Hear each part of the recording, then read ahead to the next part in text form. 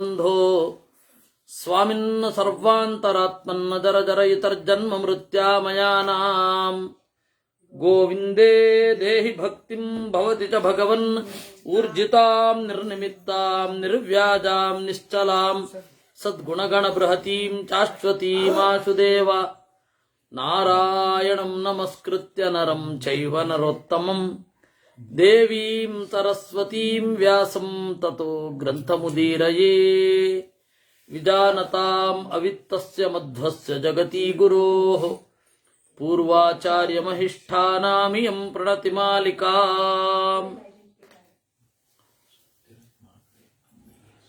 ಈ ವಿದ್ಯುತ್ಕೇಶ ಅನ್ನುವವ ಸೂಕ್ತಿರತ್ನಾಕರೇ ರಮ್ಯೆ ಮೂಲ ರಾಮಾಯಣಾರ್ಣವೇ ವಿಹರಂತೋ ಮಹೀಯಾಂತ ಪ್ರೀಯಂತಾಂ ಗುರವೋ ಮಮ ವಾಲ್ಮೀಕಿರ್ಗೌಃ ಪುನೀಯಾನ್ನೋ ಮಹೀಧರ ಪದಾಶ್ರಯ ಯತ್ಕಾವ್ಯಮುಪಜೀವಂತಿ ಕವಯಸ್ತರಣಕಾ ಇವ. ನಿನ್ನೆ ರಾವಣನ ಪೂರ್ವಜರ ಚಿಂತನೆಯನ್ನ ಮಾಡ್ತಾ ಇರುವಾಗ ಸಾಲಕಟಂಕಟ ಅಂತ ಹೇಳಿ ಒಬ್ಳು ರಾಕ್ಷಸಿ ವಿದ್ಯುತ್ಕೇಶ ಅನ್ನುವವನನ್ನ ಮದುವೆ ಆದ್ಲು. ಅಲ್ಲಿ ಒಂದು ಮಗುವನ್ನ ಹೆತ್ತಳು. ಆ ಮಗುವನ್ನ ಆರಾಮವಾಗಿ ಯಾವುದೋ ಒಂದು ಪರ್ವತದ ಬದಿಯಲ್ಲಿ ಹಾಕಿ ಇವರಿಬ್ರು ವಿಹಾರಕ್ಕೆ ಅಂತ ಹೊರಟೋದ್ರು. ಅವಾಗ ಆ ಮಗುವನ್ನ ಮಂದರ ಪರ್ವತದ ಯಾವುದೋ ಒಂದು ಜಾಗದಲ್ಲಿ ಹಾಕಿ ಹೊರಟು ಹೋದ್ಲು. ಏನಾಯಿತು, ಆ ಮಗು ನಿಧಾಯಾಸ್ಯೆ ಸ್ವಯಂ ಮುಷ್ಟಿಂ ರುರೋಧ ಶನಕೈಸ್ತದ, ಹುಟ್ಟಿದ ಮಗು ತನ್ನ ಮುಷ್ಟಿಯನ್ನ ಬಾಯಲ್ಗಡೆ ಇಟ್ಟುಕೊಂಡು ತೆಗೆದು ಹಾ ಅಂತ ಅಳ್ತಾ ಇತ್ತು. ಆ ದಾರಿಯಲ್ಲಿ ತಥೋ ವೃಷಭಮಾಸ್ಥಾಯ ಪಾರ್ವತ್ಯ ಸಹಿತ ಶಿವ ಮತ್ತು ಪಾರ್ವತಿ ಎತ್ತನ್ನ ಏರಿಕೊಂಡು ಹೋಗ್ತಾ ಇದ್ರು. ಪಕ್ಕದಲ್ಲಿ ಮಗು ಅಳ್ತಾ ಇದೆ. ಆಗ ಕಾರುಣ್ಯಭಾವಾತ್ ಪಾರ್ವತ್ಯ ಭವಸ್ತ್ರಿಪುರ ಸೂದನ ತಂ ರಾಕ್ಷಸಾತ್ಮಜಂ ಚಕ್ರೆ ಮಾತುರೇವ ವಯಸ್ಸಮಂ. ನೋಡಿದ ಪಾರ್ವತಿ ಹೇಳಲು, ನೋಡಿ ಮಗು ಅಳ್ತಾ ಇದೆ, ಆ ಮಗುವನ್ನ ಈಗಲೇ ದೊಡ್ಡದು ಮಾಡ್ಬಿಡಿ ಅಂತ. ಮಾತುರೇವ ವಯಸ್ಸಮಂ, ಒಂದು ದಿನದ ಮಗು ಅಷ್ಟೇ, ಅದು ಒಂದು ದಿನದ್ದೋ ಎರಡು ದಿನದ್ದೋ ಮಗು. ಕೂಡಲೇ ತಾಯಿಯ ಸಮವಾದ ವಯಸ್ಸಾಗೋಯ್ತು. ಆಮೇಲೆ ಇನ್ನೊಂದು ವರ ಕೊಡ್ತೀನಿ ಇಂದ ರಾಕ್ಷಸಿಯರಿಗೆ, ಎಲ್ಲ ರಾಕ್ಷಸಿಯರಿಗೂ. ಸದ್ಯೋಪಲಬ್ಧಿರ್ಗರ್ಭಸ್ಯ ಪ್ರಸೂತಿ ಸದ್ಯ ಏವ ಚ ಸದ್ಯ ಏವ ವಯಪ್ರಾಪ್ತಿಂ ಮಾತುರೇವ ವಯಸ್ಸಮಂ.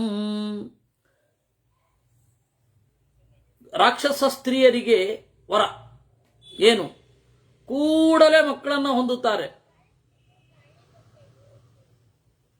ಒಂದು ದಿವಸದಲ್ಲಿ ಆ ಮಗು ಹೊರಗಡೆಯೂ ಬಂದ್ಬಿಡುತ್ತೆ, ಒಂದೇ ದಿವಸ. ಆ ಮಗು ಹೊರಗಡೆ ಬಂದು ಒಂದೇ ದಿವಸದಲ್ಲಿ ತಾಯಿಗೆ ಸಮನಾದ ವಯಸ್ಸಿನ ಮಗು ಆಗುತ್ತದು. ಇದು ವರ ರಾಕ್ಷಸ ಸ್ತ್ರೀಯರಿಗೆ ಮಾತ್ರ. ನಮ್ಮಮ್ಮ ಯಾವುದೋ ಚಂದಮಾಮದಲ್ಲಿ ಓದ್ಲಿ, ಹೀಗೆ ಎಲ್ಲರಿಗೂ ವರ ಇದ್ರೆ ಬಹಳ ಚೆನ್ನಾಗಿರ್ತಿತ್ತು ಅಂತ ಹೇಳ್ತಾ ಇದ್ಲು.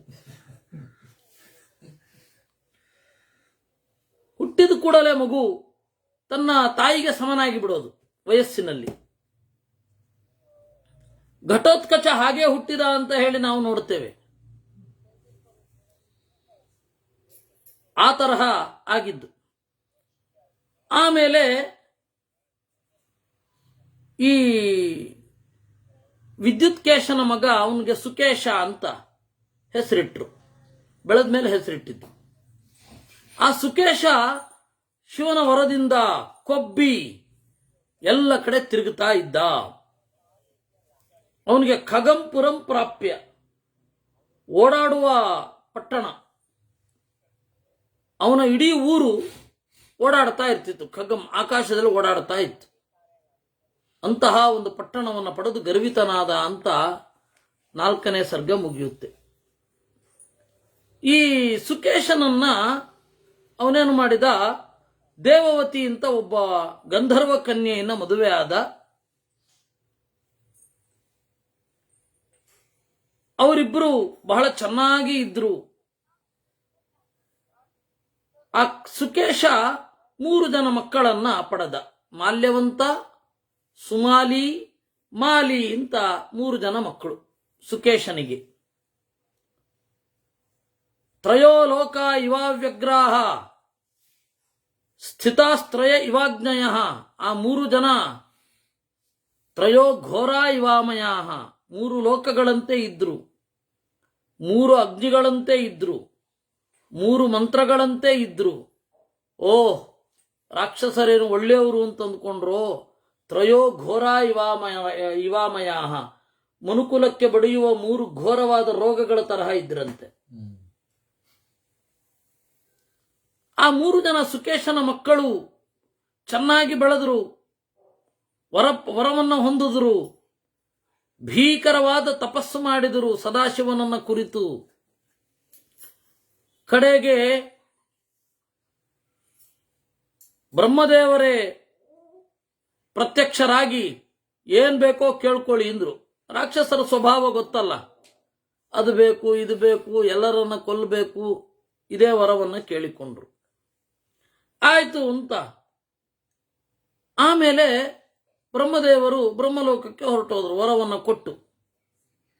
ಇವ್ರದು ಹಾವಳಿ ಮಿತಿಮೀರಿತು. ವಿಶ್ವಕರ್ಮ 3 ಪಟ್ಟಣವನ್ನ ಮಾಡಿಕೊಟ್ಟ ಅವರಿಗೆ. 3 ಪಟ್ಟಣ ಅದೇ ಒಂದು ಕಾಲದಲ್ಲಿ ತ್ರಿಕೂಟ ಪರ್ವತ ಅಂತ.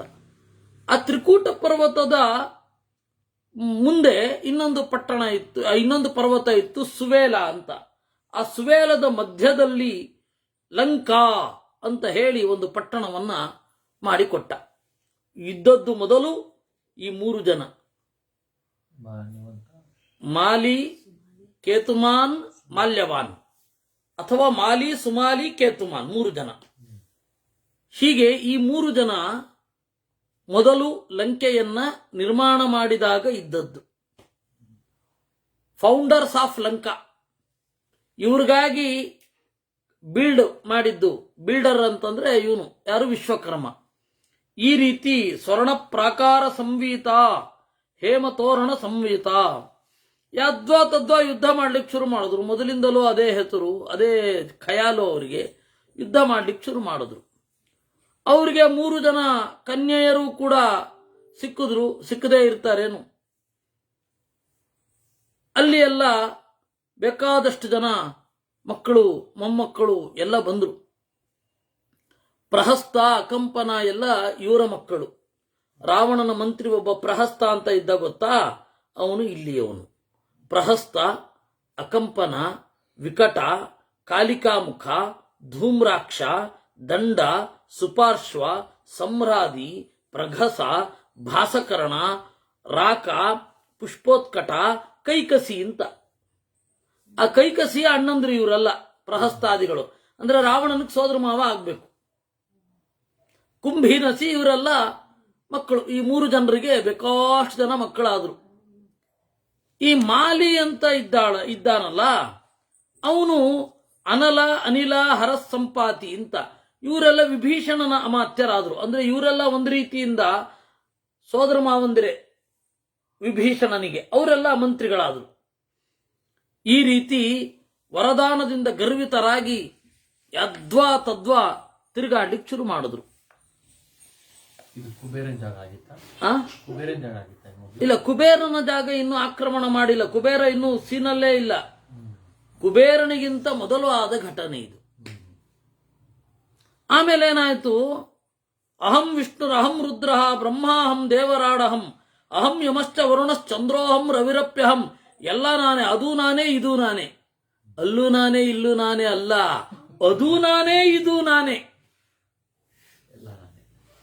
ಹೀಗೆ ಯದ್ವಾ ತದ್ವಾ ತಿರುಗಾಡ್ಲಿಕ್ಕೆ ಶುರು ಮಾಡಿದ್ರು. ಆಮೇಲೆ ಸದಾಶಿವನ ಹತ್ರ ವರ ಕೇಳ್ದ. ಸುಕೇಶ ಒಂದು ವರ ಕೇಳ್ದ. ನೋಡಿ, ನಾವು ಕೊಲ್ಲಿಕ್ಕೆ ಹೋದ್ರೆ ಕ್ರೈಮು, ಅಫೆನ್ಸ್. ಅದರಿಂದಾಗಿ ಸದಾಶಿವನೇ ನೀನೇ ಕೊಂದುಬಿಡು ದೇವತೆಗಳನ್ನ ಅಂತ. ಏನ್ ಭೀಕರ! ಅದಕ್ಕೆ ಬ್ರಹ್ಮದೇವರು ರುದ್ರದೇವರು ಹೇಳದ್ರಂತೆ, ಅಹಂ ತಾನ್ನ ಹನಿಷ್ಯಾಮಿ ಮಮಾವಧ್ಯಾಹಿ ತೇಸುರಾಹ. ನಾನು ಅವ್ರನ್ನು ಕೊಲ್ಲಲ್ಲಪ್ಪ, ನನಗೆ ದೇವತೆಗಳು ಅವಧ್ಯರು. ಅಲ್ಲ, ನಾನೇ ದೇವತಾಗಣದಲ್ಲಿದ್ದೀನಿ ಅಂತ ಹೇಳಬಾರ್ದ? ನಾನು ದೇವತಾಗಣ ಅಲ್ಲ ಅನ್ನೋ ಸೆಕ್ಯುಲರ್ ರೀತಿಯಾಗಿ ಮಾತನಾಡೋದು. ಈ ಬ್ರಾಹ್ಮಣರಿಗೆ ಬಡಿದ ರೋಗದ ತರಹ ಸೆಕ್ಯುಲರಿಸಂ, ಸೆಕ್ಯುಲರ್ ಆಗಿ ಮಾತನಾಡೋದು. ನಾವು ದೇವತಾಗಣಗಳನ್ನು ಕೊಲ್ಲೋ ಹಾಗಿಲ್ಲ. ಅಲ್ಲ, ದೇವತಾಗಣದಲ್ಲಿ ನಾನು ಬರ್ತೀನಿ ಅಂತ ಹೇಳಲಿಲ್ಲ ಅವನು.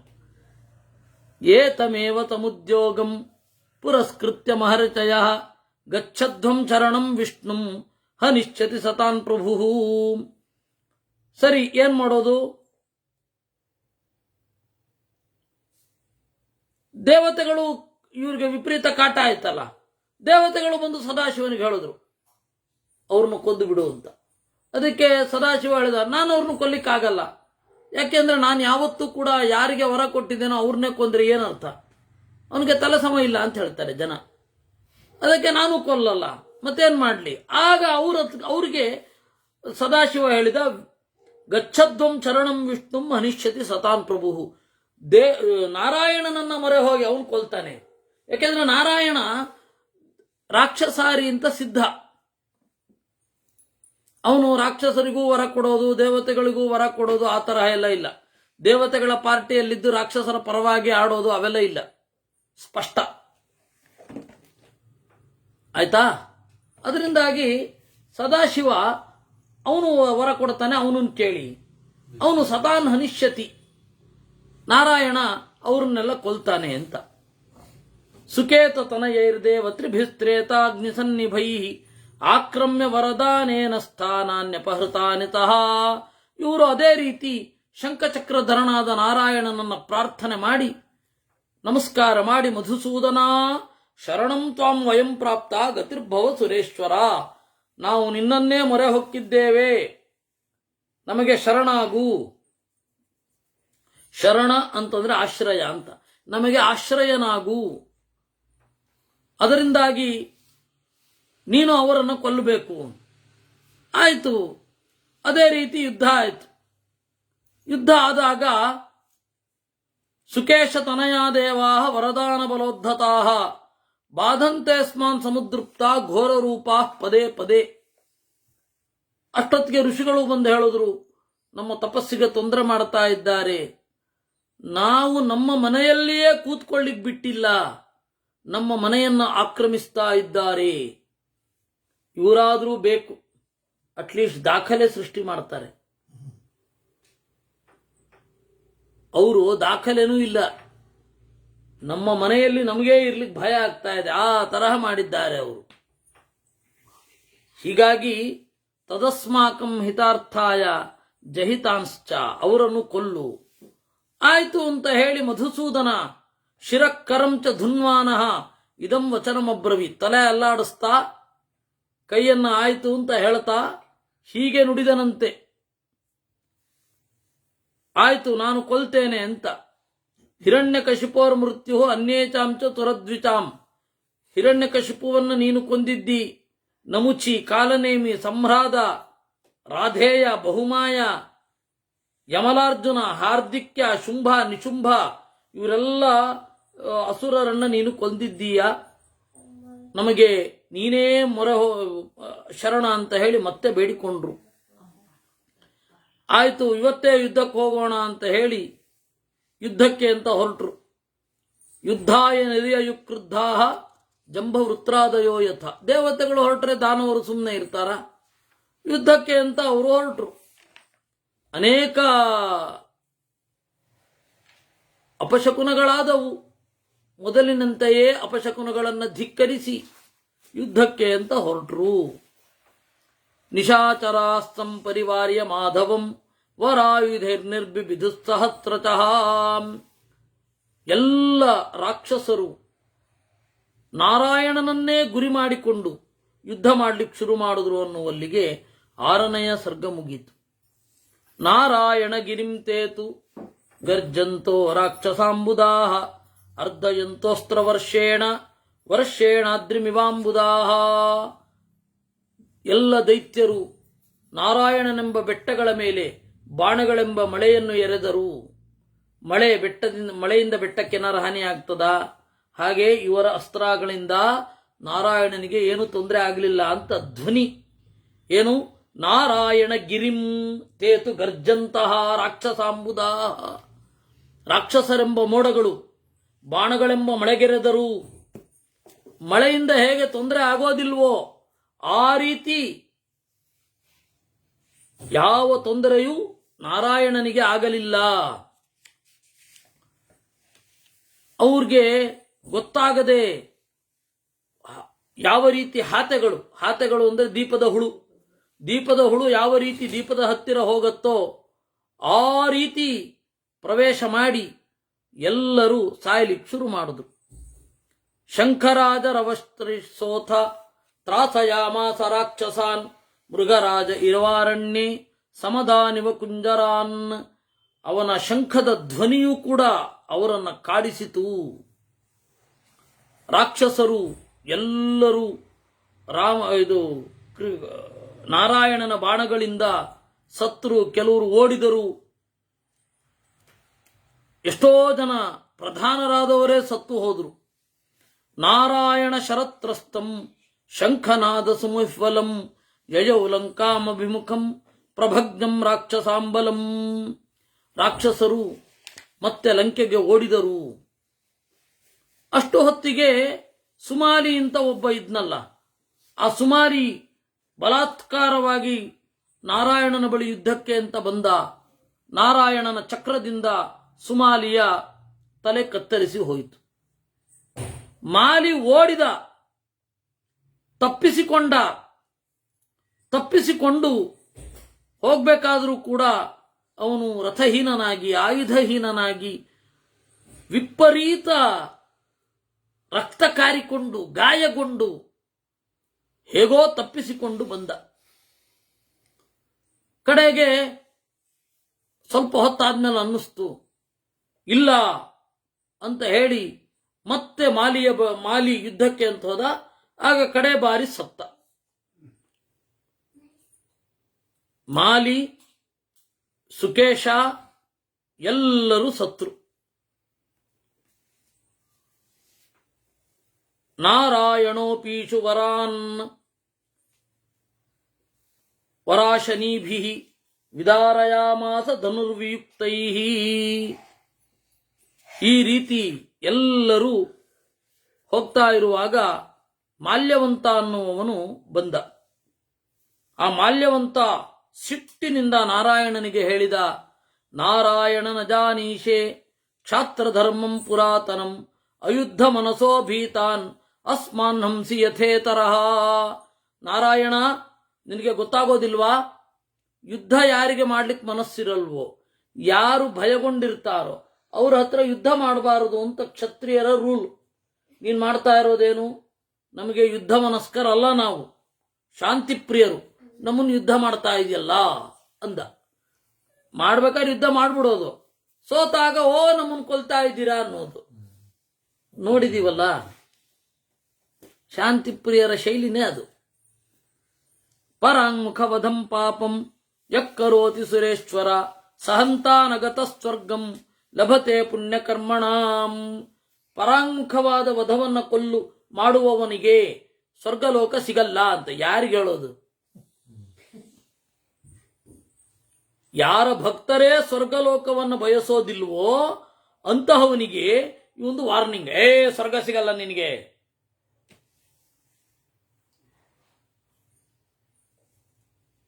ಯುದ್ಧ ಶ್ರದ್ಧಾಥವಾ ಥೇಸ್ತಿ ಶಂಖಚಕ್ರ ಗದಾಧರ ಅಹಂ ಸ್ಥಿತೋಸ್ಮಿ ಪಶ್ಯಾಮಿ ಬಲಂ ದರ್ಶಯತ್ತವಾ.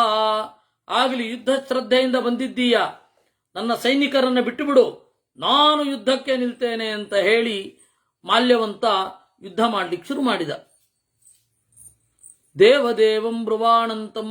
ಅದಕ್ಕೆ ದೇವರು ಹೇಳಿದ, ಇದೇ ಮಾತು, ಇದೇ ನಿಯಮ ನಿಮಗೆ ಅಪ್ಲೈ ಆಗಲ್ವಾ? ದೇವತೆಗಳು ಹೆದರಿ ಓಡ್ತಾ ಇರುವಾಗ ಹಿಂದೆ ಹಿಂದೆ ಬಂದು ಹೊಡೆದೆ. ಅವಾಗ ಅಪ್ಲೈ ಆಗಲ್ವಾ? ಧರ್ಮ ಎಲ್ಲ ಅವ್ರ ಬುಡಕ್ ಬಂದಾಗ ಮಾತ್ರ ಧರ್ಮ. ಹಾಗಿರಬಾರ್ದು.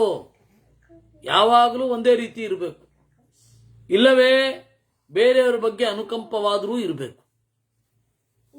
ಅದರಿಂದ ಯುಷ್ಮತ್ತೋ ಭಯಭೀತಾನಾಂ ದೇವಾನಾಂ ವೈ ಮಯಾ ಭಯಂ ರಾಕ್ಷಸೋತ್ಸಾದನಂ ದತ್ತಂ ತದೇತದನು ಪಾಲ್ಯತೆ.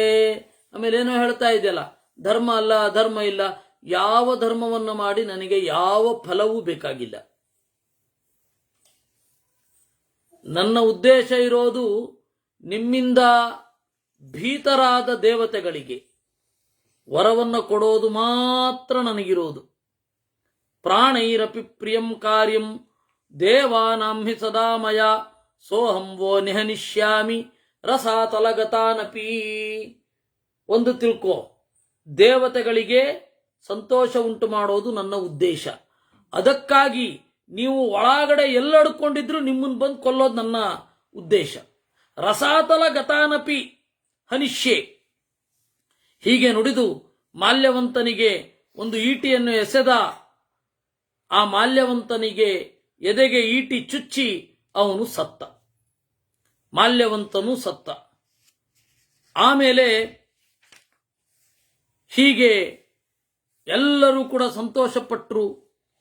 ದ್ವಿಜೇಂದ್ರ ಪಕ್ಷವಾತೇನ ದ್ರಾವಿತಂ ಪಶ್ಯ ಪೂರ್ವಜಂ ಸುಮಾಲಿ ಸ್ವಬಲೈ ಸಾರ್ಧಂ ಲಂಕಾಂ ಉಭ ಅಭಿಮುಖೋಯಯೌ.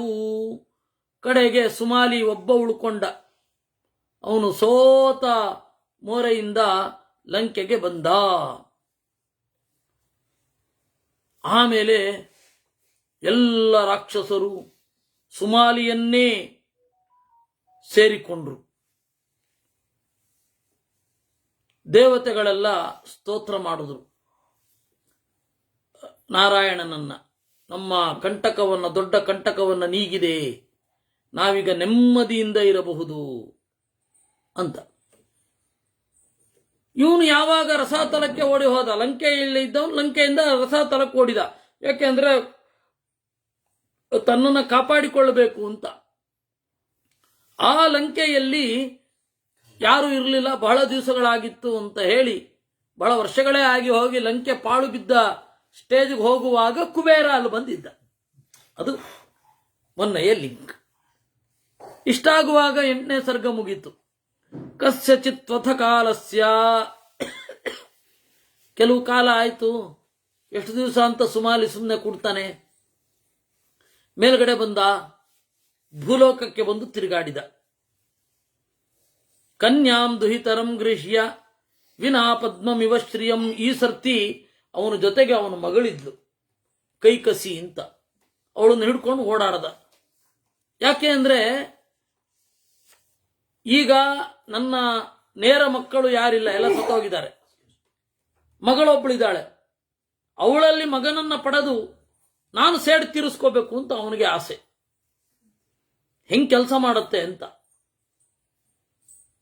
ರಸಾತಳದಲ್ಲಿದ್ದಾರೆ ಅವರೆಲ್ಲ. ಇವನ ಇದಕ್ಕೆ ಒಗ್ಗಲ್ಲ, ಅಷ್ಟೊಂದು ಪರಾಕ್ರಮ ಇಲ್ಲ. ಹೊಸಬನನ್ನೇ ಒಬ್ಬನನ್ನು ಸೃಷ್ಟಿ ಮಾಡಬೇಕೀಗ.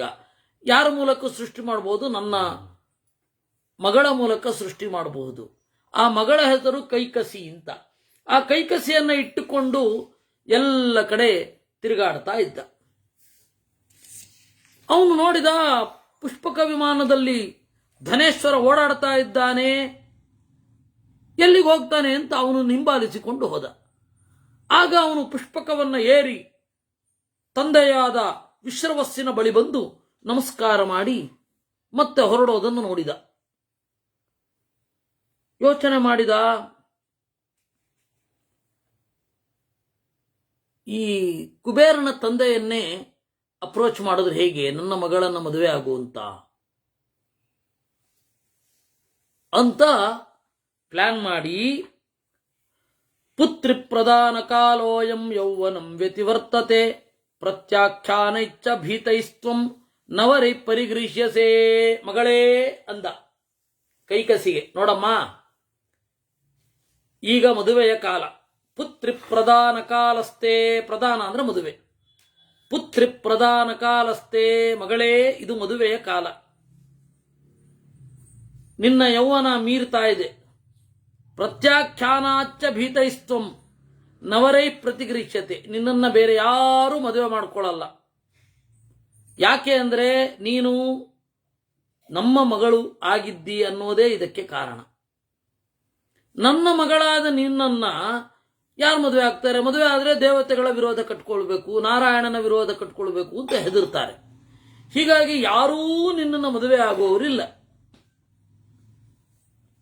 ತತ್ಕೃತೇತ ವಯಂ ತರವೇ ಯಂತ್ರಿತ ಧರ್ಮ ಬುದ್ಧಯ ತ್ವಂಹಿ ತರ್ವ ಗುಣೋಪೇತ ಶ್ರೀ ಸಾಕ್ಷಾದಿವ ಪುತ್ರಿಕೆ. ನಿನಗೇ ನಮ್ಮ ಕಡಿಮೆ ಆಗಿದೆ, ಸಾಕ್ಷಾತ್ ಲಕ್ಷ್ಮಿ ಇದ್ದ ಹಾಗೆ ಇದ್ದೆ. ಕನ್ಯಾ ಪಿತೃತ್ವಂ ದುಃಖಂ ಹಿ ಸರ್ವೇಷಾಂ ಮಾನಕಾಂಕ್ಷಿಣಾಂ ನ ಜ್ಞಾಯತೆ ಚ ಕನ್ಯಾಂ ವರಯೇದಿತಿ ಕನ್ಯಕೆ. ಕನ್ಯಾ ಪಿತೃತ್ವ, ಹೆಣ್ಣು ಮಕ್ಕಳನ್ನ ಪಡೆಯೋದು ಬಹಳ ದುಃಖಕರ. ಯಾಕೆ ದುಃಖ ಅಂದ್ರೆ ಕಷ್ಟ ಯಾಕೆ? ಅಯ್ಯೋ ಅವರು ಯಾರನ್ನ ಮದುವೆ ಆಗ್ತಾರೋ ಏನೋ, ಯಾರು ಹೆಣ್ಣಿನ ಮನಸ್ಸನ್ನು ಅಪಹಾರ ಮಾಡ್ತಾರೋ ಗೊತ್ತಿಲ್ಲ, ಅದು ಎಷ್ಟು ಕಾಲ ಇರುತ್ತೋ ಗೊತ್ತಿಲ್ಲ, ಅದು ಸುಖವಾಗಿರ್ತಾರೋ ದುಃಖವಾಗಿರ್ತಾರೋ ಗೊತ್ತಾಗಲ್ಲ. ಅದರಿಂದಾಗಿ ಕನ್ಯಾಪಿತೃತ್ವಂ ದುಃಖಂ ಹಿ ಕನ್ಯಾಪಿತೃತ್ವಂ ಖಲು ನಾಮ ಕಷ್ಟಂ ಅಂತ ಹೇಳಿ ಇವನು ಭಾಸ ಅವನೊಂದು ನಾಟಕದಲ್ಲಿ ಹೇಳ್ತಾನೆ. ಹೆಣ್ಣು ಮಕ್ಕಳನ್ನು ಪಡೆಯೋದು ಅಂತಂದ್ರೆ ಬಹಳ ಕಷ್ಟದ ಕೆಲಸ ಅಂತ ಹೇಳಿ ಅವನ ಅವಿಮಾರಕ ಅಂತನ್ನುವ ಒಂದು ನಾಟಕ, ನನ್ನ ನೆನಪು ಸರಿಯಾಗಿದ್ದರೆ ಅದರಲ್ಲಿ ಇದಿದೆ, ಅದು ಇಲ್ಲಿದೆ ಮಾತು. ಕನ್ಯಾಪಿತೃತ್ವ ಏನಿದೆ ಅದು ಬಹಳ ಕಷ್ಟ. ಮಾತು ಕುಲಂ ಪಿತೃಕಲಂ ಯತ್ರ ಚೈವ ಚ ದೀಯತೆ ಕುಲತ್ರಯಂ ಸದಾ ಕನ್ಯಾಂ ಸಂಶಯ ಸ್ಥಾಪ್ಯ ತಿಷ್ಠತಿ. ಒಂದು ಹೆಣ್ಣು ಹುಟ್ಟಿತು ಅಂತಂದ್ರೆ ಮೊದಲು ಸಂಶಯಕ್ಕೆ ಒಳಗಾಗೋರಿಬ್ರು, ಒಂದು ಮಾತೃಕುಲ, ಇನ್ನೊಂದು ಪಿತೃಕುಲ. ತಂದೆಯ ಮನೆಯವರು ಅಯ್ಯೋ ಯಾರನ್ನ ಮದುವೆ ಆಗ್ತಾಳೋ ಈಕೆ, ಇವಳು ಸುಖವಾಗಿರ್ತಾಳೋ, ಇವಳು ಸುಖದಿಂದ ಇರಗೊಡ್ತಾಳೋ, ಒಳ್ಳೆ ಹೆಸರು ತರ್ತಾಳೋ ಅಂತ ಹೇಳಿ ಸಂಕಟ. ಆಮೇಲೆ ತಾಯಿಯ ಮನೆ ಕಡೆಯವರು ನಮ್ಮ ಮಗಳಿಗೆ ಮದುವೆ, ನನ್ನ ಮಗಳ ಮಗಳು, ಅವಳು ಸರಿಯಾಗಿರ್ತಾಳೋ ಇಲ್ವೋ ಅಂತ ಹೇಳಿ ಅವರು ಟೆನ್ಷನ್ ಮಾಡ್ಕೋತಾರೆ. ಆಮೇಲೆ ಹೊಕ್ಕ ಕುಲದವರು ಅವಳು ಯಾರನ್ನ ಮದುವೆ ಆಗ್ತಾರೋ ಅವರು ಆತಂಕದಲ್ಲಿ ಇರ್ತಾರೆ. ಅಯ್ಯೋ ಈ ಹೆಣ್ಣಿನಿಂದ ನಮಗೆ ಏನಾಗತ್ತೋ ಏನೋ ಅಂತ. ಹೀಗೆ ಮೂರು ಕುಲದವರ ಒಂದು ನಿರೀಕ್ಷೆಗೆ ಅವಳು ಪಾತ್ರಳು. ಮೂರು ಕುಲದವರು ಅವಳನ್ನು ಸಂಶಯದಿಂದ ನೋಡ್ತಾರೆ. ಇವಳು ಹೇಗೆ, ಏನು, ಮುಂದೆ ಹೇಗೆ ಬೆಳಿತಾಳೆ ಅಂತ ಮೂರು ಕುಲದವರು, ತಂದೆಯ ಮನೆ ಕಡೆಯವರು, ತಾಯಿಯ ಮನೆ ಕಡೆಯವರು, ಗಂಡನ ಮನೆ ಕಡೆಯವರು, ಹೀಗೆ ಮೂರೂ ಜನರ ನಿರೀಕ್ಷೆ ಅವಳ ಮೇಲೆ ಹೆಚ್ಚತ್ತೆ. ಸಾತ್ವಂ ಮುನಿವರಂ ಶ್ರೇಷ್ಠಂ ಪ್ರಜಾಪತಿ ಕುಲೋದ್ಭವಂ ಭಜ ವಿಶ್ರವಸಂ ಪುತ್ರಿ ಪೌಲಸ್ತ್ಯಂ ವರಯ ಸ್ವಯಂ. ಅದರಿಂದಾಗಿ ನಿನಗೊಂದು ಒಳ್ಳೆ ಉಪಾಯ ಹೇಳ್ತೇನೆ. ಈ ಎಲ್ಲ ಸಂಕಟಗಳನ್ನು ನೀನು ಪಾರು ಮಾಡಬೇಕು ಅಂದ್ರೆ ಏನು ನೋಡು, ವಿಶ್ರವಸ್ಸನ್ನು ಮದುವೆ ಆಗು. ನಾನು ಬಂದು ಮಾತಾಡೋದಲ್ಲ, ನೀನೇ ಹೋಗಿ ಅಪ್ರೋಚ್ ಮಾಡಿ ಮದುವೆ ಆಗ್ಬಿಡು. ಸ್ವಯಂ ವರ. ಪೌಲಸ್ತ್ಯಂ ವರಯ ಸ್ವಯಂ ಈದೃಶಾಸ್ತೆ ಭವಿಷ್ಯಂತಿ ಪುತ್ರ ಪುತ್ರಿಣ ಸಂಶಯ ತೇಜಸ ಭಾಸ್ಕರ ತಮಃ ಯಾದೃಚೋಯಂ ಧನೇಶ್ವರ. ನೋಡು, ಈಗ ತಾನೇ ಒಬ್ಬನ್ನು ನೋಡಿದ್ವಿ, ಅವನ ಹೆಸರು ಏನ್ ಗೊತ್ತಾ? ಕುಬೇರ, ಧನೇಶ್ವರ, ಸಂಪತ್ತಿನ ಒಡೆಯ ಅವನು. ಈ ತರಹದ ಮಗು ಆಗಬೇಕು ಅಂತ ನಿನಗನ್ಸಿದ್ರೆ ಈ ತರಹದ ಹುಡುಗನನ್ನೇ ಮದುವೆ ಆಗಬೇಕು. ಸಾತು ತದ್ವಚನಂ ಶ್ರುತ್ವಾ ಕನ್ಯಕಾ ಪಿತೃಗೌರವಾತ್ ತತ್ರ ಗತ್ವಾ ಚಸಾತಸ್ಥೌ ವಿಶ್ರವಾತ ಯತ್ರ ತಪ್ಯತೆ. ಅವಳೇನ್ ಮಾಡಿದ್ಲು? ತಂದೆಯ ಮಾತನ್ನ ಕೂಡಲೇ ಒಪ್ಪಿಕೊಂಡ್ಲು. ತಂದೆಗೆ ತಕ್ಕ ಮಗಳು ಅವಳು. ಸೀದಾ ಹೋಗಿ ಅವನು ವಿಶ್ರವಸ್ಸು ತಪಸ್ಸು ಮಾಡ್ತಾ ಇರುವಲ್ಲಿ ನಿಂತುಕೊಂಡು, ಏತಸ್ಮಿನ್ ಅಂತರೇ ರಾಮ ಪುಲಸ್ತ್ಯ ತನಯೋದ್ವಿಜ ಅಗ್ನಿಹೋತ್ರ ಮುಪಾತಿಷ್ಠತ್ ಚತುರ್ಥ ಇವ ಪಾವಕಃ. ಸೀದಾ ಅವನಷ್ಟೊತ್ತಿಗೆ ವಿಶ್ರವಸ್ಸು ಅಗ್ನಿಹೋತ್ರಕ್ಕೆ ಅಂತ ಹೇಳಿ ಹೊರಟ. ಈ ಸಮಯದಲ್ಲಿ ಹೋಗಿ ಎದುರುಗಡೆ ನಿಂತ್ಕೊಂಡವಳು. ಅವಿಚಿಂತ್ಯತು ತಾಂ ವೇಲಾಂ, ಆ ಸಮಯ ಏನು, ಈ ಸಮಯದಲ್ಲಿ ಗಂಡನ್ನು ಸೇರಬಹುದೇ, ಪ್ರಪೋಸ್ ಮಾಡಬಹುದೇ, ಇದು ಯಾವುದನ್ನು ನೋಡಲಿಲ್ಲ. ಸೀದಾ ಹೋಗಿ ಅವನು ಮುಂದೆ ನಿಂತುಕೊಂಡು ಚರಣಾಧೋ ಮುಖಿ ಸ್ಥಿತ ವಿಲಿಕಂತಿ ಮುಹುರ್ಭೂಮಿಂ ಅಂಗುಷ್ಠಾಗ್ರೇಣ ಭಾಮಿನಿ, ತಲೆ ತಗ್ಗಿಸಿ ಅವನು ಮುಂದೆ ಬೆರಳಿನಿಂದ ನೆಲೆ ಬರಿತಾ ನಿಂತುಬಿಟ್ಲು. ಸತುತಾಂ ವೀಕ್ಷ ಶುಶ್ರೋಣೀಂ ಪೂರ್ಣಚಂದ್ರ ನಿಭಾನನಾಂ ಅಬ್ರವೀತ್ ಪರಮೋದಾರಃ ದೀಪ್ಯಮಾನಾಂ ಸ್ವತೇಜತಾ. ಸರಿ, ಅವನೇ ಮಾತಾಡಿಸ್ದ.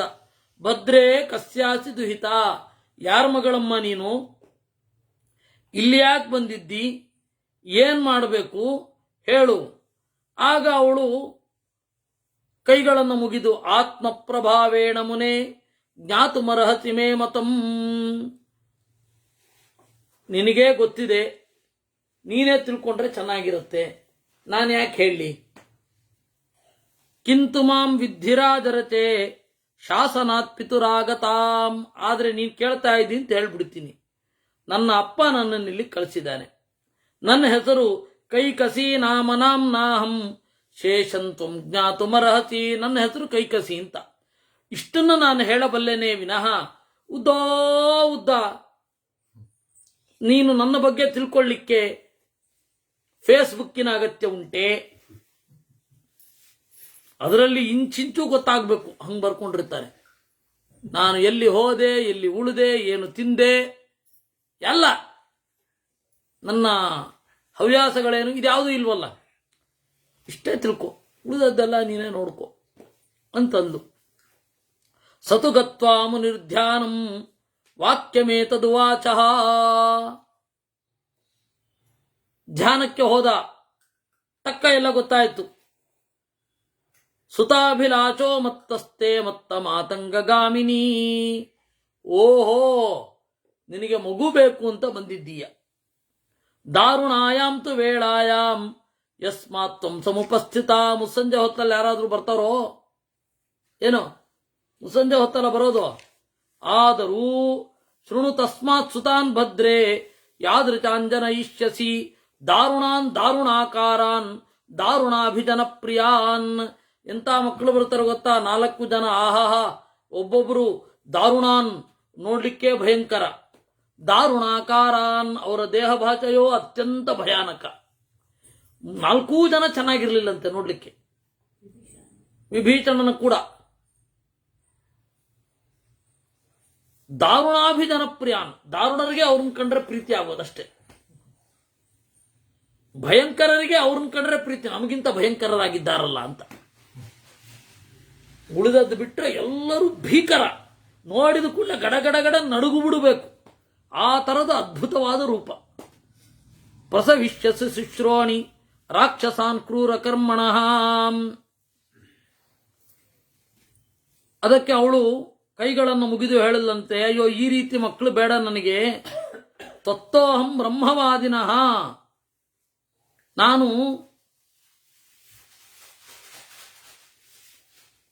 ಬ್ರಹ್ಮವಾದಿಗಳನ್ನು ಹೊಂದಬೇಕೇ ವಿನಃ ಸುದುರಾಚಾರರನ್ನು ಹೊಂದಬಾರದು.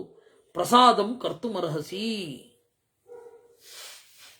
ನನಗೆ ಒಳ್ಳೆ ಮಕ್ಕಳು ಬೇಕು ಅಂತ ಇದ್ರೆ ನೀನು ಇಲ್ಲಿ ವರ ಕೊಡ್ತಾ ಏನು ವರ ಕೊಡ್ತಾ ಇರೋದು, ಭೀಕರವಾದ ಮಕ್ಕಳು ಉಂಟಾಗಲಿ ಅಂತ ವರ ಕೊಡ್ತಾ ಇದ್ದಿ. ಬೇಕಾ ಇದು ನನಗೆ? ಯಾವ ತಾಯಿ ಬಯಸ್ತಾಳೆ? ಅವಳು ಯಾರೇ ಆಗಿರಬಹುದು, ನನ್ನ ಮಕ್ಕಳು ಚೆನ್ನಾಗಿರ್ಬೇಕು ಅಂತ ಬಯಸ್ತಾಳೆ. ಅವಳು ಎಷ್ಟೇ ಭಯಂಕರವಾಗಿ ಇರಬಹುದು, ಅವಳು ಎಷ್ಟೇ ದುಷ್ಟಳಾಗಿ ಇರಬಹುದು, ಅವಳು ಎಷ್ಟೇ ನೀತಿಗೆಟ್ಟವಳಾಗಿರಬಹುದು, ನನ್ನ ಮಕ್ಕಳು ನೀತಿವಂತರಾಗಿರಬೇಕು ಅಂತ ಬಯಸ್ತಾಳೆ. ಅದಕ್ಕೆ ನಾನೂ ಹೊರತಲ್ಲ. ನನ್ನ ತಂದೆಯ ಕುಟುಂಬ ಹೇಗೋ ಇರಬಹುದು, ನನ್ನ ತಾಯಿಯ ಕುಟುಂಬ ಹೇಗೋ ಇರಬಹುದು, ಆದರೆ ನಾನು ಬಯಸೋದು ನೀತಿವಂತನಾದ ಮಗನನ್ನ. ಅದಕ್ಕೆ ಅವರು ಹೇಳಿದ್ರಂತೆ, ಪಶ್ಚಿಮೋಯಸ್ತವ ಸುತಃ ಭವಿಷ್ಯತಿ ಸುಧಾ ಶುಭಾನನೆ ಮಮ ವಂಶಾನುರೂಪಸ್ತಃ ಧರ್ಮಾತ್ಮಾಚನ ಸಂಶಯ. ಅದಕ್ಕೆ ಅವರು ಹೇಳಿದ್ರು, ಆಯ್ತು ಮಗಳೇ, ಆಯ್ತು ಮಗಳೇ ಅಲ್ಲ, ಆಯ್ತು ನೋಡು, ಕನ್ಯೆಯ ಪಶ್ಚಿಮೋ ಎಸ್ತವ ಸುತಃ, ನಿನ್ನ ಕಡೆಯ ಮಗ ಇದ್ದಾನಲ್ಲ, ಅವನು ನಮ್ಮ ಕುಲಕ್ಕೆ ತಕ್ಕಂತೆ ಇರ್ತಾನೆ, ಅಂದರೆ ತಂದೆಯ ಕುಲಕ್ಕೆ ತಕ್ಕಂತೆ ಇರ್ತಾನೆ. ಈ ರೀತಿಯಾಗಿ ನುಡಿದು ಕೆಲವು ಕಾಲ ಆದಮೇಲೆ ಒಂದು ಮಗುವನ್ನ ಹೆತ್ತಳು ಅವಳು. ಇದನ್ನ ಪಂಡಿತಾಚಾರ್ಯರು ಬಹಳ ಸೊಗಸಾಗಿ ಸಂಗ್ರಹ ರಾಮಾಯಣದಲ್ಲಿ ಲಾವಣ್ಯ ಪಣ್ಯೇನ ಮನೋ ಮಹರ್ಷೇ ಕ್ರೀತ್ವಾ ಸುತಾನಾಪ ಚಕೈಕಯೀಸಾ ಅಂತಾರೆ. ನಾರಾಯಣ ಪಂಡಿತಾಚಾರ್ಯರು ಸಂಗ್ರಹ ರಾಮಾಯಣದಲ್ಲಿ ಲಾವಣ್ಯ ಪಣ್ಯೇನ, ತನ್ನ ಸೌಂದರ್ಯವನ್ನ ಮಾರಿ ಕೈಕಸಿ ಮುನಿಯಿಂದ 4 ಜನ ಮಕ್ಕಳನ್ನು ಪಡೆದಳು ಅಂತ. ಇಷ್ಟನ್ನು ಅವರು ಸಂಗ್ರಹ ಮಾಡಿದ್ದು.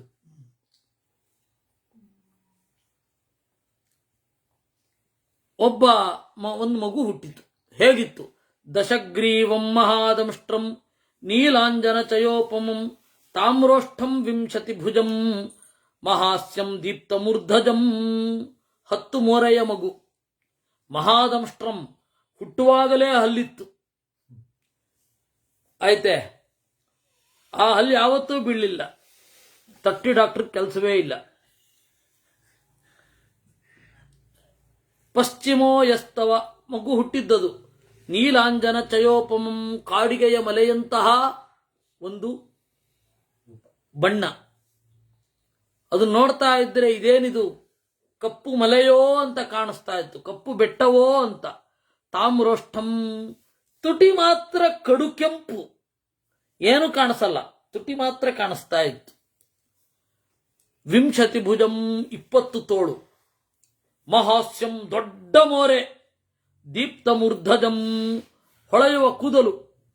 ತಸ್ಮಿನ್ ಜಾತೆ ತತಸ್ತಸ್ಮಿನ್ ಸಜ್ವಾಲ ಕವಲಾ ಶಿವಾ ಕ್ರವ್ಯಾದಾಶ್ಚಾಪಸವ್ಯಾನಿ ಮಂಡಲಾನಿ ಪ್ರಚಕ್ರತು. ಆ ಮಗು ಏನು ಅದ್ಭುತ! ಹುಟ್ಟಿದ ಕೂಡಲೇ ನರಿಗಳು ಎಲ್ಲಿಂದಲೋ ಓಡಿ ಬಂದು ಊಲಿಡುತ್ತಾ ಅಪ್ರದಕ್ಷಿಣೆ ತಿರುಗಿದವಂತೆ. ಏನು ಅದ್ಭುತ! ವವರ್ಷ ರುಧಿರಂ ದೇವೋ ಮೇಘಾಶ್ಚಖರ ನಿಸ್ವನಾಹ. ರಕ್ತದ ಮಳೆ ಆಯ್ತಂತೆ. ಮೇಘಾಶ್ಚಖರ ನಿಸ್ವನಾಹ, ಮೋಡದಿಂದ ಕತ್ತೆ ಒದರಿದ ಧ್ವನಿ ಬಂತಂತೆ. ಪ್ರಬಭೌ ನ ಚ ಸೂರ್ಯೋ ವೈ ಮಹೋಲ್ಕಾಶ್ಚಾಪತನ್ ಭುವಿ. ಸೂರ್ಯ ಕಂಗೊಳಿಸಲಿಲ್ಲ, ಉಲ್ಕೆಗಳು ಧಪ್ಪಂತ ಉರುಳಿದವು. ಚಕಂಪೆ ಜಗತಿ ಚೈವ ವೌರ್ವಾತಾಸ್ತುದಾರುಣಾ ಅಕ್ಷೋಭ್ಯಕ್ಷುಭಿತಶ್ಚೈವ ಸಮುದ್ರ ಸರಿತಾಂಪತಿ. ಇಡೀ ಜಗತ್ತು ನಡುಗಿತು, ಒರಟಾದ ಗಾಳಿ ಬೀಸಿತು, ಇಡೀ ಕಡಲು ಉಲ್ಲೋಲ ಕಲ್ಲೋಲವಾಯಿತು. ಅಥ ನಾಮ ಕರೋತ್ತಸ್ಯ ಪಿತಾಮಹ ಸಮಪ್ಪಿತ ದಶಗ್ರೀವ ಪ್ರಸೂತೋಯಂ ದಶಗ್ರೀವೋ ಭವಿಷ್ಯತಿ. ಸರಿ, ನಾಮಕರಣ ಮಾಡಬೇಕು. ಏನು ಹೆಸರಿಡಬೇಕು? ಗುರುತಿಸ್ಲಿಕ್ಕೆ ಹೆಸರಿಡ್ಬೇಕಲ್ವೇ? ಹೆಸರಿಡೋದು ಯಾಕೆ? ಗುರುತಿಸ್ಲಿಕ್ಕೆ. ಈ ದೇಹಕ್ಕೆ ಒಂದು ಹೆಸರು, ಅದು ಇದಲ್ಲ, ಏನು ಅವ್ರ ಗುಣಾನುಗುಣವಾಗಿ ಇಡ್ಲಿಕ್ಕೆ ಬರಲ್ಲ. ಹೆಸರಿಡಬೇಕು. ಸೂರ್ಯ ಅಂತ ಇಡ್ತೀವಿ, ಏನು ಹೊಳೆದು ಬಿಡಲ್ಲ. ಹಾಗೆ ಅದರಿಂದಾಗಿ ನಾಮಕರಣ. ಏನ್ ನಾಮಕರಣ ಮಾಡೋದಪ್ಪ? ಎಕ್ಸ್ಕ್ಲೂಸಿವ್ ಆದ ಒಂದು ಗುಣ ಇದೆ ಇವನಲ್ಲಿ. ಏನು? ದಶಗ್ರೀವ, 10 ಕೊರಳು. ಇನ್ಯಾಕೆ ಹೆಸರು? ದಶಗ್ರೀವೋ ಭವಿಷ್ಯತಿ ಅಂತ. ಅವನ ಮೊದಲ ಹೆಸರೇನು ಅಂದ್ರೆ 10 ತಲೆಯವ. ಆಮೇಲೆ ಯಾವತ್ತೋ ರಾವಣ ಅಂತ ಹೆಸರಾಗಿದ್ದ ಅವನಿಗೆ. ಹುಟ್ಟಿ ಎಷ್ಟೋ 1000 ವರ್ಷಗಳಾದ್ಮೇಲೆ ಅವನ ಹೆಸರು ರಾವಣ. ದಶಕಂಠ ಅಂದ್ರೆ ಏನು ಗೊತ್ತಾ? 10 ಕೊರಳು ಅಂತ. 10 ಕೊರಳು ಇರ್ಬೇಕಾದ್ರೆ ಮುಖ ಇರಬಾರ್ದೆ? ಏನು ಅದ್ಭುತವಾದ ಹೆಸರು ಮಗುವಿಗೆ. ಒಳ್ಳೆ ನಾಮಕರಣ ಆಯ್ತು, ದಶಗ್ರೀವ. ಅವನು ಹುಟ್ಟಿದಾಗ ನರಿಗಳೆಲ್ಲ ಊಳಿಡುತ್ತಾ ಅಪಪ್ರದಕ್ಷಿಣೆ ಮಾಡಿದವು. ಮೋಡಗಳಿಂದ ಕತ್ತೆ ಒದರಿದ ಧ್ವನಿಯಾಯಿತು. ಕಡಲು ಉಲ್ಲೋಲ ಕಲ್ಲೋಲಗೊಂಡಿತು. ತಸ್ಯತ್ವನಂತರಂ ಜಾತಃ ಕುಂಭಕರ್ಣೋ ಮಹಾಬಲಃ ಪ್ರಮಾಣಾದ್ಯಸ್ಯ ವಿಪುಲಂ ಪ್ರಮಾಣಂ ನೇಹ ವಿದ್ಯತೆ. 2ನೇ ಮಗ ಹುಟ್ಟಿದ. ಏನು ಅದ್ಭುತವಾದ ಹೆಸರು! ಗೂಗಲ್ನಲ್ಲಿ ನೋಡಿ ಹುಡ್ಕೋದೇನು, ಆ ಮಗುವಿನ ಗುಣ ಏನೋ ಅದಕ್ಕೆ ತಕ್ಕ ಹಾಗೆ ಹೆಸರು. ಕುಂಭಕರ್ಣ, ಮಡಕೆಯಂತಹ ಕಿವಿ. ಹುಟ್ಟಿದಾಗಲೇ ದೊಡ್ಡದು ಅವನ ಆಕಾರ. ಯಸ್ಯ ಪ್ರಮಾಣ ದ್ವಿಪುಲಂ ಪ್ರಮಾಣಂ ನೇಹ ವಿದ್ಯತೆ. ಇನ್ನೊಂದು ಇಲ್ವೇ ಇಲ್ಲ. ತತಃ ಶೂರ್ಪಣಖಾ ಜಾತ ಸಂಜಜ್ಞೆ ವಿಕೃತಾನನ. ಆಮೇಲೆ ಶೂರ್ಪಣಖ. ಶೂರ್ಪ ಅಂತಂದ್ರೆ ಮೊರ ಅಂತಾರಲ್ಲ ಕನ್ನಡದಲ್ಲಿ. ಶೂರ್ಪ ಅಂದ್ರೆ ಮೊರ. ಆ ಮೊರದಂತಹ ಉಗುರು ಅಂದ್ರೆ ಅದು ಬೆಳೀತಾ ಬೆಳೀತಾ ದೊಡ್ಡದಾಗ್ತಾ ಹೋಗ್ತಾ ಇತ್ತು. ಆ ತರಹದ, ಅದಕ್ಕೆ ಶೂರ್ಪಣಖ ಅಂತ ಅವಳ ಹೆಸರು. ಉಗುರನ್ನು ನೋಡಿ ಅವಳಿಗೆ ಹೆಸರಿಟ್ಟಿದ್ದು. ಆಮೇಲೆ ವಿಕೃತಾನನ, ಅವಳು ನೋಡ್ಲಿಕ್ಕಾಗ್ತಾ ಇರಲಿಲ್ಲ. ಆದರೂ ಒಬ್ಬಳು ವಿಭೀಷಣಶ್ಚ ಧರ್ಮಾತ್ಮ ಕೈಕಸ್ಯ ಪಶ್ಚಿಮ ಸುತಃ. ವಿಭೀಷಣ, ಅವನಿಗೆ ಭಯ ಇಲ್ಲ. ಸರಿಯಾಗಿ ನಾಮಕರಣ ಆಗಿದ್ದು ಕೊನೆಯವನಿಗೇನೆ. ಕುಂಭಕರ್ಣ ಮಧ್ಯದವನಿಗೆ. ತಸ್ಮಿನ್ ಜಾತೆ ಮಹಾಸತ್ವೇ ಪುಷ್ಪವರ್ಷಂ ಪಪಾತಃ. ಅವನು ಹುಟ್ಟಿದಾಗ,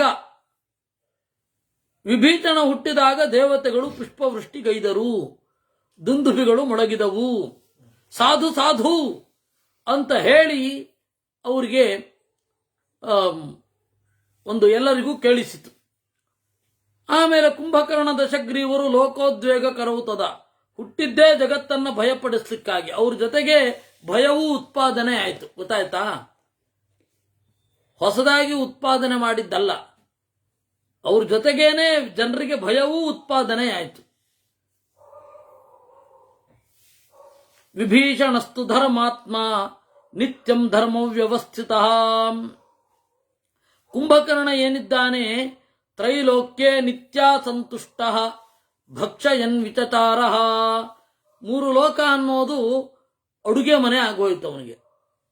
ಎಲ್ಲ ಡೈನಿಂಗ್ ರೂಮ್, ಅದು ವೀರವಿಹಾರ, ಎಲ್ಲರನ್ನು ತಿಂತ ತಿರುಗ್ತಾ ಇದ್ದ. ವಿಭೀಷಣ ಮಾತ್ರ ಸ್ವಾಧ್ಯಾಯ ನಿಯತಾಹಾರ ಉವಾಸ ವಿಜಿತೇಂದ್ರಿಯ. ವೇದದಲ್ಲಿ ತೊಡಗಿ ಇಂದ್ರಿಯವನ್ನು ನಿಗ್ರಹಿಸಿ ವಾಸ ಮಾಡ್ತಾ ಇದ್ದ. ತಂ ದೃಷ್ಟ್ವಾ ಕೈಕಸಿ ತತ್ರ ಜ್ವಲಂತಮಿವತೇಜತ ಆಗಮ್ಯ ರಾಕ್ಷಸಿ ತತ್ರ ದಶಗ್ರೀವಮುವಾಚ. ಅವನು ಕೆಲವು ದಿವಸ ಆದಮೇಲೆ ಕುಬೇರ ತಂದೆಯನ್ನ ನೋಡ್ಲಿಕ್ಕೆ ಬಂದ, ತಂದೆ ತಾಯಿಯನ್ನ. ಆ ಕುಬೇರನ ತಾಯಿಯ ಹೆಸರು ಇಳಿಬಿಳ ಅಂತ, ಅಥವಾ ಇಳಿಬಿಳ. ಅದಕ್ಕೆ ಕುಬೇರನಿಗೆ ಐಳಿಬಿಳಿ ಅಂತ ಕರೀತಾರೆ. ಇಳಿಬಿಳಾಳ ಮಗ ಐಳಿಬಿಳಿ. ಆ ಇಳಿಬಿಳ ಮತ್ತೆ ವಿಶ್ರವಸ್ ಅವರನ್ನು ನೋಡ್ಲಿಕ್ಕೆ ಬಂದ ಅವನು. ಅಂದ್ರೆ ತಂದೆ ತಾಯಿಗಳನ್ನ ನೋಡ್ಲಿಕ್ಕೆ ಕುಬೇರ ಬಂದ. ಅವನು ತೋರಿಸಿದ್ಲು ಕೈಕಸಿ ರಾವಣನಿಗೆ. ನೋಡೋ, ಪುತ್ರಂ ವೈಶ್ರವಣಂ ಪಶ್ಯ ಭ್ರಾತರಂ ತೇಜತಾವೃತಂ ಭ್ರಾತೃಭಾವೇ ತಮೇ ಚಾಪಿ ಪಶ್ಚಾತ್ಮಾನಂ ತ್ವಮೀದೃಚಂ. ನೀವಿಬ್ರು ಒಂದೇ ತಂದೆಯ ಮಕ್ಕಳು ಅಂತ ಬಡ್ಕೋಬೇಕು ನಿಮ್ಮ ಸೌಭಾಗ್ಯಕ್ಕೆ. ನೋಡಿ ಅವನು ಯಾವ ರೀತಿ ಎತ್ತರದಲ್ಲಿದ್ದಾನೆ, ನೀವು ಯಾವ ರೀತಿ ಇದ್ದೀರಿ ನೋಡಿ. ಗುಂಡ್ರು ಗೋವಿ ತರ ಅಲಿತಾ ಇದ್ದೀರಾ. ಅವನು ಲೋಕಪಾಲಕನಾಗಿದ್ದಾನೆ. ದಶಗ್ರೀವ ಯಥಾ ತಥಾ ಯತ್ನಂ ಕುರುಶ್ವಾಮಿತ ವಿಕ್ರಮ ಯಥಾ ತ್ವಮಪಿ ಮೇ ಪುತ್ರ ಭವೇರ್ ವೈಶ್ರವಣೋಪಮಃ. ನೀನು ಕುಬೇರಂತರ ಆಗಬೇಕೋ ಅಂದ್ಲು. ತಾಯಿಯ ಮಾತನ್ನ ಕೇಳಿದ, ಸಿಟ್ಟು ಬಂತು, ಪ್ರತಿಜ್ಞೆ ಮಾಡಿದ. ಸತ್ಯಂತೆ ಪ್ರತಿಜಾನಾಮಿ ಭ್ರಾತೃತುಲ್ಯೋಧಿಕೋಪಿವ ಭವಿಷ್ಯಾಮ್ಯೋಜಸಾ ಚೈವ ಸಂತಾಪಂ ತ್ಯಜ ಹೃದ್ಗತಂ. ಅಮ್ಮ, ಪ್ರತಿಜ್ಞೆ ಮಾಡ್ತೇನೆ, ನನ್ನ ಅಣ್ಣನಿಗೆ ಸಮನಾಗ್ತೇನೆ, ಇಲ್ಲ ಅಂದ್ರೆ ಅವನಿಗಿಂತ ಮಿಗಿಲಾಗ್ತೇನೆ. ಈ ಸಂತಾಪ ಇಟ್ಕೊಳ್ಬೇಡ ಅಂತ ಸಿಟ್ಟು ಮಾಡಿಕೊಂಡು ತಪಸ್ ಮಾಡಲಿಕ್ಕೆ ಅಂತ ಹೇಳಿ ಹೋದ. ಅತೋಷಯಚ್ಚಾಪಿ ಪಿತಾಮಹಂ ವಿಭುಂ ದದೌ ಸತುಷ್ಟಶ್ಚ ವರಾನ್ ಜಯಾವಹಾನ್. ಆಮೇಲೆ ತಪಸ್ಸು ಮಾಡಿ ಬ್ರಹ್ಮನನ್ನು ಒಲಿಸಿದ ಮೇಲೆ ಅವನಿಗೆ ಬ್ರಹ್ಮದೇವರು ವರ ಕೊಟ್ಟರು ಅನ್ನುವಲ್ಲಿಗೆ 9ನೇ ಸರ್ಗ ಮುಗಿತು. ಅಥಾಬ್ರವೀನ್ ಮುನಿಂ ರಾಮ ಕಥಂತೆ ಭ್ರಾತರೋ ಮುನೆ ಕೀದೃಶಂ ಚ ತದಾ ಬ್ರಹ್ಮನ್ ತಪಸ್ತೆ ಪುರ್ಮಹಾಬಲಾ. ರಾಮ ಕೇಳ್ದ, ಕಥೆಯಲ್ಲಿ ಟಕ್ಕನ್ ಮುಂತಟೋಗ್ಬಿಡ್ಲಿಲ್ವ ನೀವು? ಅಗಸ್ತ್ಯರು ನಕ್ಕು, ಹೌದು ಅಂದ್ರು. ಕಥೆ ಕೇಳುವವನಿಗೆ ಎಷ್ಟು ಸೂಕ್ಷ್ಮ ದೃಷ್ಟಿ ಇರಬೇಕು ಅಂತ. ಕಥೆ ಎಲ್ಲಿ ಎಗರಿಸಿದ್ರು, ಎಲ್ಲಿ ಮುಂದೊಟ್ಟೋದ್ರು ಅಂತ. ಸ್ವಲ್ಪ ಹಿಂದೆ ಬನ್ನಿ, ಮುಂದೊಟ್ಟೋದ್ರಿ ಅಂತ ಕಾಣತ್ತೆ. ಹಿಂದೆ ಬನ್ನಿ,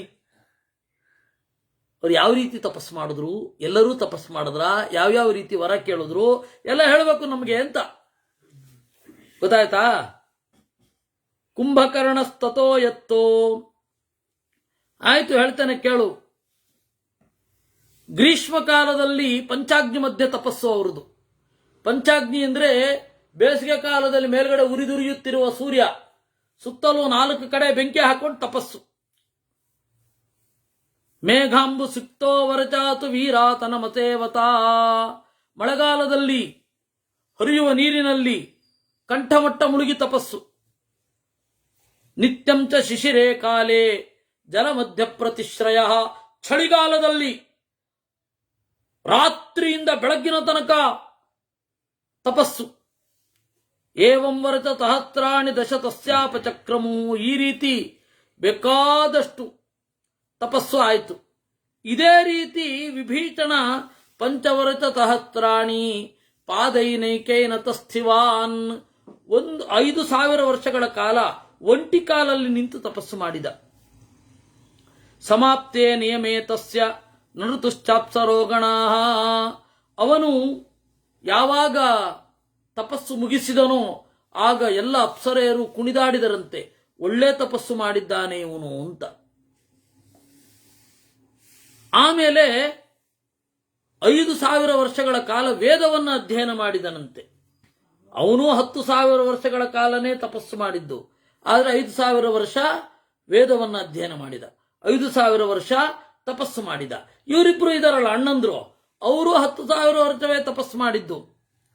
ದಶವರಚ ಸಹಸ್ರಂತು ನಿರಾಹಾರೋದಚಾನನಃ ಪೂರ್ಣೇ ವರಚ ಸಹಸ್ರೇತು ಶಿರಶ್ಚಾಗ್ನೋ ಜುಹಾವತಃ. ಅವನು 10,000 ವರ್ಷಗಳು ತಪಸ್ಸು ಮಾಡಿದ್ನಲ್ಲ ರಾವಣ.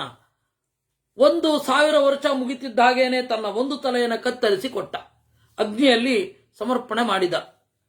ಇನ್ನೇನು 10,000 ವರ್ಷ ಬಂತು, ತಲೆಯನ್ನು ಕತ್ತರಿಸಿ ಕೊಡಬೇಕು ಅಂತ ಕತ್ತಿ ಎತ್ತಿದ. ಆಗ ಬ್ರಹ್ಮದೇವರು ಬಂದು ತಡೆದ್ರಂತೆ, ಬೇಡ ಮಾರಾಯ, ನನಗೆ 4 ಇದೆ, ನಿಂದ ಆ 7 ತಗೊಂಡು ಏನ್ ಮಾಡ್ಲಿ ನಾನು. ಅಲ್ಲಿ ಹಾಗಿಲ್ಲ, ಇನ್ನು ತಮಾಷೆ ಮಾಡಿದ್ದು. ಆಮೇಲೆ ಕತೆಗಿದೆ ಅಂತ ಅನ್ಕೊಂಡ್ಬಿಟ್ರೆ ಕಷ್ಟ.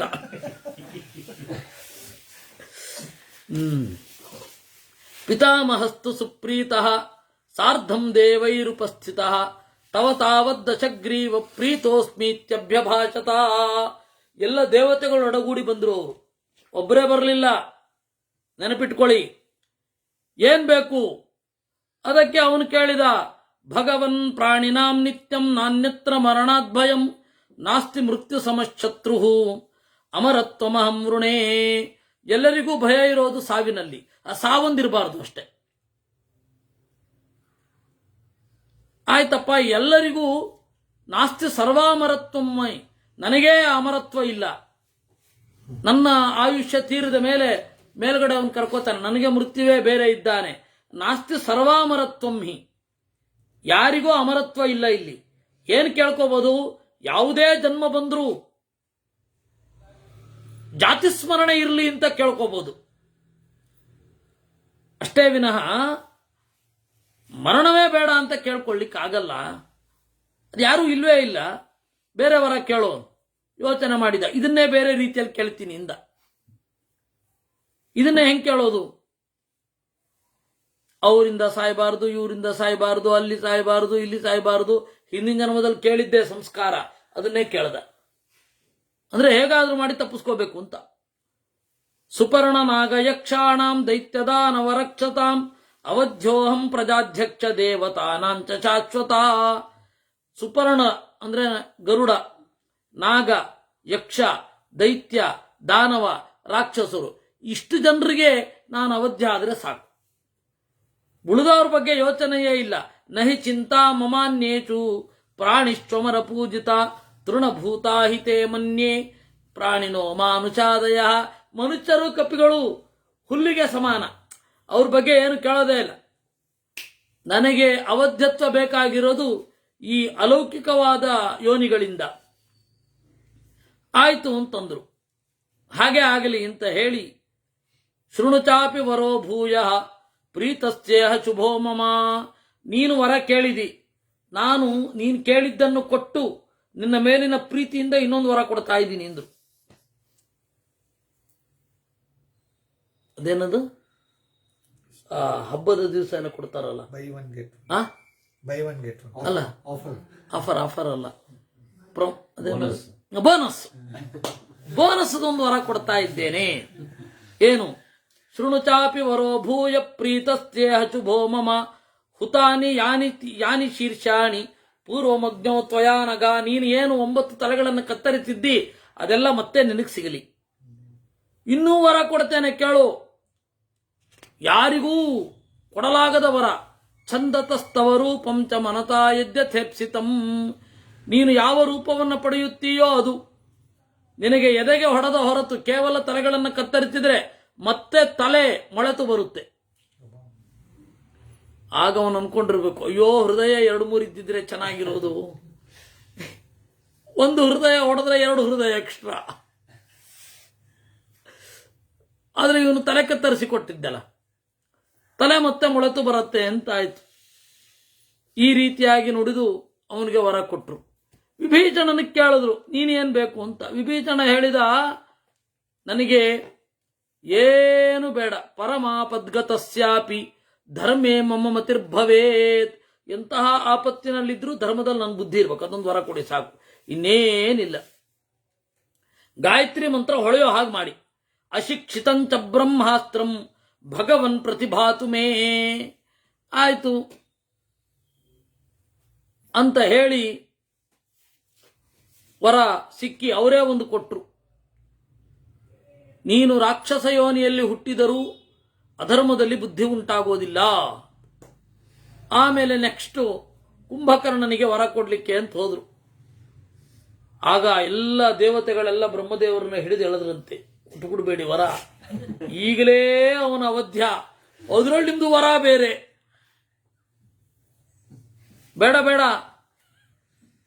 ನತಾವತ್ ಕುಂಭಕರ್ಣಾಯ ಪ್ರದಾತವ್ಯೋ ವರಸ್ತ್ವಯ, ಇವನು ಅಪ್ಸರೆಯರನ್ನು ತಿಂದುಬಿಟ್ಟಿದ್ದಾನೆ, 7 ಜನ ಇಂದ್ರನ ಅನುಚರರನ್ನು ತಿಂದುಬಿಟ್ಟಿದ್ದಾನೆ.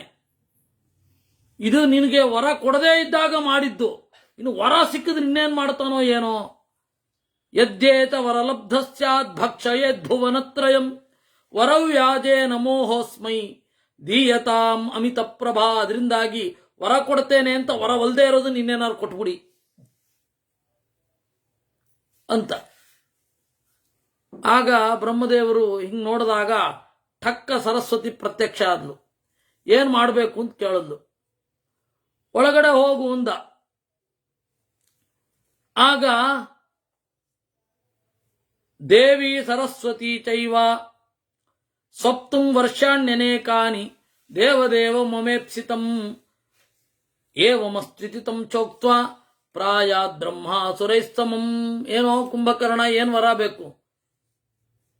ಮಲಗಿದ್ರೆ ಎಚ್ಚರವೇ ಆಗ್ಬಾರದು ಅಂತ ಅಂದ್ಬಿಟ್ಟ. ಒಬ್ಬ ಕವಿ ತಮಾಷೆ ಮಾಡ್ತಾನೆ, ನಿರ್ದೇವತ್ವಂ ಪ್ರಾರ್ಥಿತುಂ ಹಿ ನಿದ್ರಾವತ್ವ ಮಯಾಚತ ಅಂತ. ನಿರ್ದೇವತ್ವವನ್ನು ಕೇಳಲಿಕ್ಕೆ ಹೋಗಿ ನಿದ್ರಾವತ್ವ ಕೇಳ್ಬಿಟ್ಟ. ತಥಾಸ್ತು ಅಂದ್ರು ಬ್ರಹ್ಮದೇವರು ಗಂಭೀರವಾಗಿ. ನಿನಗೆ ಬೋನಸ್ ಗೀನಸ್ ಹೇಳಲಿಲ್ಲ, ಹೊಟ್ಟೋದ್ರು ಅವರು. ಇವರಿಬ್ರಿಗೆ ಮಾತ್ರ ಬೋನಸ್. ಮೊದಲನೇ ಅವನಿಗೆ, 4ನೇ ಅವನಿಗೆ, 2ನೇ ಅವನಿಗೆ ಬೋನಸ್ಸು ಇಲ್ಲ, ಎಂಥದ್ದು ಇಲ್ಲ. ಹೋಗಿ ಆಯ್ತು. ಏನ್ ಮಾಡೋದು, ಯೂನಿಯನ್ ಇರಲಿಲ್ಲ ಅವಾಗ, ಕಾರ್ಮಿಕರ ಯೂನಿಯನ್, ವರ್ಕರ್ಸ್ ಯೂನಿಯನ್ ಇರಲಿಲ್ಲ. ವಿಮುಕ್ತೆ ಸ್ವೌ ಸರಸ್ವತ್ಯ ಸ್ವಾಂ ಸಂಜ್ಞಾಂಚು ತಥೋಗತಃ. ಅಯ್ಯೋ ಏನ್ ಮಾಡಿದೆ, ಏನ್ ಕೇಳ್ಬಿಟ್ಟೆ ಅಂತ ಹೇಳಿ ಸಂಕಟಕ್ಕೊಳಗಾಗಿ ನಿದ್ರೆ ಮಾಡಲಿಕ್ಕೆ ಅಂತ ಹೋಗಿಬಿಟ್ಟ ಅನ್ನುವಲ್ಲಿಗೆ ಉತ್ತರಕಾಂಡದಲ್ಲಿ 10ನೆಯ ಸರ್ಗ ಮುಗಿದಿದೆ. ಉಳಿದದ್ದೇನಿದೆ ಅದನ್ನು ನಾವು ಮುಂದಿನ ಶನಿವಾರ ನೋಡೋಣ. ಕೃಷ್ಣಾರ್ಪಣಮಸ್ತು. ನಾಳೆ ಮಹಾಭಾರತ ಶುರು. ಕೃಷ್ಣಾರ್ಪಣ.